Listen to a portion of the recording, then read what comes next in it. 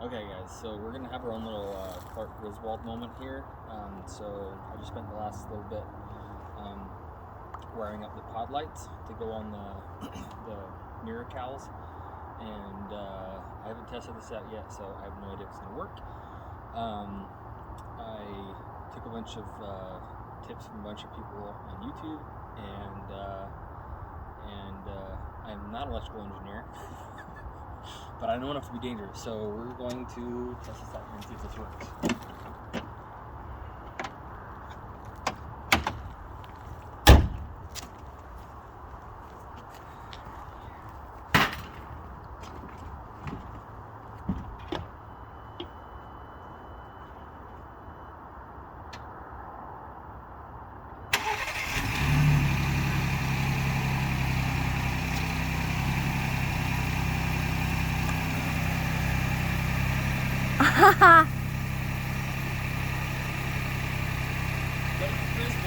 Yeah, nice.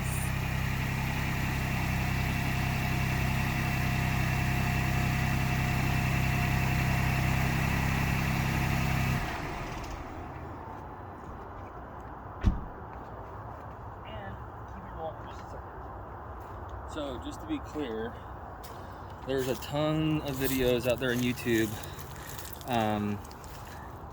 showing the use of these harnesses with the relay and the fuses and all that stuff, which, and I just want to prove, you don't need it. You don't need it. So yeah, all you need is the last half of this that goes out to the lights. You wire it up to there, and aux 1 is a 30 amp circuit. It does have 10 gauge wire, so it can handle 30 amps. The rest of the wiring, from what I can tell, is smaller gauge wire, but the aux 2 is 15 amps, and circuits 3 through 6 are all 10 amp fuses. There's some confusion out there because it seems like a lot of people who got their Broncos earlier are referencing older documentation that show different amperages.